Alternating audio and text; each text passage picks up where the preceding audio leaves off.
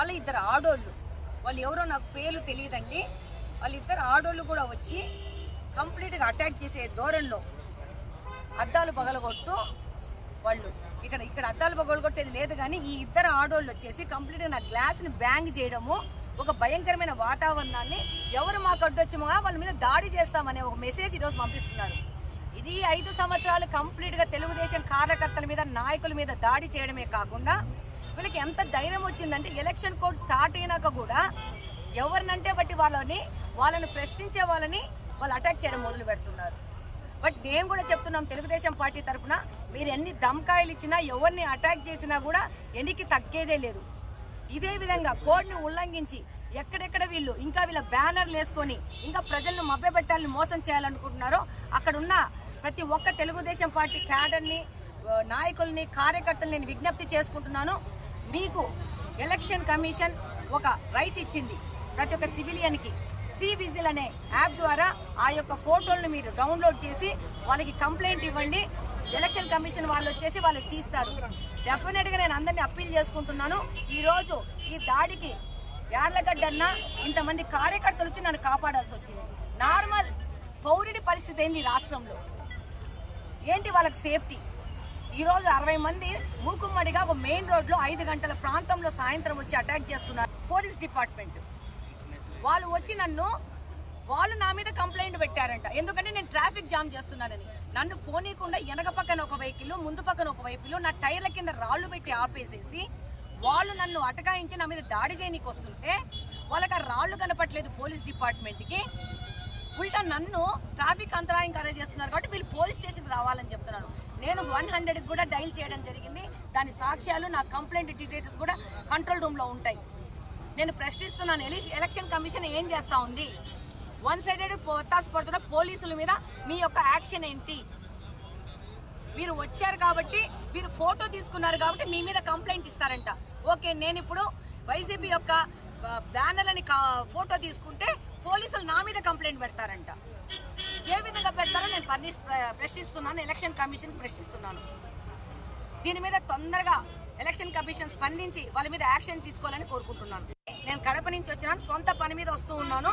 నాకు కనపడింది ఒక సిటిజన్, రెస్పాన్సిబుల్ సిటిజన్ కింద నేను ఆ ఫోటో తీసి సివిజిల్ యాప్ లో వేయడానికి ట్రై చేసేదాని వల్ల ఈ యొక్క వైసీపీకి సంబంధించిన గూండాలు ఈ విధంగా ఆడోళ్ళని చూడకుండా అటాక్ చేయడం మొదలు పెట్టారు. రాష్ట్రం అంతా ఇదే పరిస్థితి ఉంది. దీన్ని ఒక పౌరుడిగా నేనైతే మాత్రం అంగీకరించట్లేదు. రాష్ట్రంలోని ప్రతి ఒక్క పౌరులకి విజ్ఞప్తి చేసుకుంటున్నాను.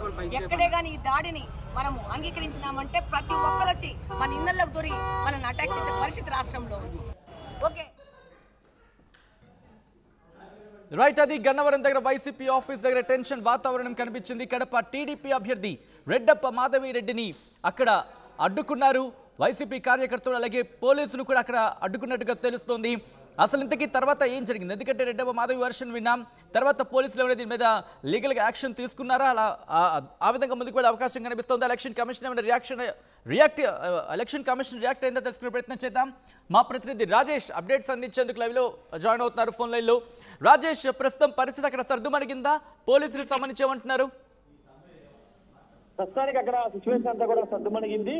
యార్లగడ్డ వెంకట్రావు, రెడ్డప్ప మాధవిరెడ్డి కూడా వెళ్ళిపోయారు. కానీ పోలీసులు అయితే ఇప్పటి వరకు దాని మీద కేసు అయితే నమోదు చేయలేదు. కేసు నమోదు చేస్తామని చెప్పారు, కానీ కేసు అయితే నమోదు చేసినట్టుగా తెలుస్తుంది. ఎందుకంటే ఈ ఎలక్షన్ కమిషన్ కూడా రెడ్డప్ప మాధవిరెడ్డి ఫిర్యాదు చేస్తారని చెప్పిన నేపథ్యంలో ఆమె ఈ రోజా లేదా రేపు ఫిర్యాదు చేసే అవకాశం కనబడుతుంది. ఇష్యూ ఇక్కడ గన్నవరం ఎయిర్పోర్ట్ నుంచి ఆమె విజయవాడ వస్తున్న టైంలో అక్కడ వల్లభనేని వంశీ కార్యాలయం వద్ద ఫ్లెక్సీలు సిద్ధం సభకు సంబంధించిన సిద్ధం పోస్టర్ కనబడంతో తాను దిగి అక్కడ ఫోటోలు తీసి సివిజిల్ యాప్ లో అప్లోడ్ చేసి ఫిర్యాదు చేయాలని చేశాను తప్పించి వేరే ఉద్దేశం చేయలేదు. కానీ ఇది అక్కడ వైసీపీ సంబంధించిన వల్లభనేని వంశీకి సంబంధించిన అనుచరులు తన మీద దాడి చేసే ప్రయత్నం చేశారని రెడ్డప్ప మాధవిరెడ్డి చెబుతున్నారు. ఒక బాధ్యత గల పౌరులుగా, ఒక అభ్యర్థిగా, ఒక 175 నియోజకవర్గాలకు సంబంధించి కడప ఎమ్మెల్యే అభ్యర్థిగా పోటీ చేస్తున్న తనకు ఒక బాధ్యత ఉంది కాబట్టి, ఎలక్షన్ కమిషన్ కొన్ని నిబంధనలు పెట్టాయి కాబట్టి, రాజకీయ పార్టీలు ఫాలో అవ్వాలి కాబట్టి దానికి అనుగుణంగానే నేను ఒక బాధ్యత గల పౌరురాలిగా ఫోటో తీసి సివిజిల్ యాప్ లో అప్లోడ్ చేయడానికి దిగాను తప్పించి వేరే కారణంతో రెచ్చగొట్టడానికి కాదు. కానీ వాళ్ళే రెచ్చగొట్టే విధంగా మాట్లాడి తమ మీద దాడి చేసే ప్రయత్నం చేశారని రెడ్డప్ప మాధవిరెడ్డి చెప్తున్నారు. ఖచ్చితంగా దీని మీద ఎలక్షన్ కమిషన్ ఫిర్యాదు చేస్తారని చెప్తున్నారు. ఎందుకంటే ఒక మహిళకి ఈ విధంగా రక్షణ లేకపోతే, ఒక అభ్యర్థిగా పోటీ చేసిన తనకే రక్షణ లేకపోతే ఇంకా మిగతా వాళ్ళ పరిస్థితి ఏంటని కూడా చెప్తున్నారు. పోలీసులు రివర్స్ గా తన మీదే కేసు పెట్టే ప్రయత్నం చేశారని కూడా ఆమె చెబుతున్నారు. అయితే అక్కడ వలభనేని వంశీ అంతేని మాత్రం ఉన్నారు. వంశీ అక్కడ ఆ టైంలో కార్యం లేరు. అయితే సమాచారం తెలుసుకున్నటువంటి టీడీపీ ఎమ్మెల్యే అభ్యర్థి అయినటువంటి యార్లగడ్డ వెంకట్రావు వెంటనే అక్కడ చేరుకోవడంతో కొంత కలుషలు కూడా చేరుతుంది. కొంత అటు వైసీపీ వర్గీయులకి ఇటు టీడీపీ వర్గీయులకి కొంత వాగ్వాదం జరిగింది, కొంత తోపులాట కూడా జరిగింది. పోలీసు ఇద్దరిని అటు వైసీపీ సంబంధించినటువంటి కార్యకర్తలు ఇటు టీడీపీ కార్యకర్తల్ని చలాచదురు చేయడంతో కొంత పరిస్థితి కొంత సర్దుమని చెప్పవచ్చు. కొంత ఐటెన్షన్ కూడా జరుగుతుంది. ఎందుకంటే గన్నవరం నియోజకవర్గమే కొంత పొలిటికల్ గా హీట్ పెంచే నియోజకవర్గం. ప్రతిరోజు కొంత ఎప్పటికప్పుడు అటు వంశీ వర్గీయులు కానీ ఇటు యార్లగడ్డ వంక సై అంటే సై అనే విధంగా ఉన్నటువంటి సిచ్యువేషన్ లో ఇప్పుడు అక్కడ మాధవిరెడ్డి ఫోటో తీస్తున్న సమయంలో కొంత టీడీపీ సంబంధించిన క్యాండిడేట్ కావడంతోనే గుర్తించి వెంటనే వాళ్ళు దాడి చేసే ప్రయత్నం చేశారనేది టీడీపీ నేతలు చెబుతున్నారు. అయితే పరిస్థితి ప్రస్తుతం అయితే సర్దుమణిగింది. రేపు ఎలక్షన్ కమిషన్ ఏమైనా మాధవిరెడ్డి ఫిర్యాదు చేస్తారా, లేకపోతే యార్లగడ్డ వెంకట్రావు ఫిర్యాదు చేస్తారా చూడాలి. సచిన్.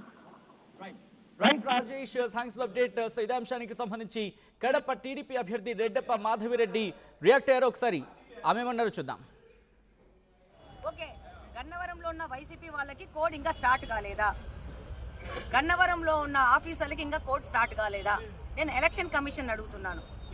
ఈ విధంగా ప్రతి ఒక్క ఊరిలో ప్రతి ఒక్క చోట జగన్మోహన్ రెడ్డి గారు కానీ ఏ తెలుగుదేశం పార్టీ కానీ ఏవైనా పోస్టర్లు ఉంటే చించి పడేస్తున్నారు, తీసి పడేస్తున్నారు.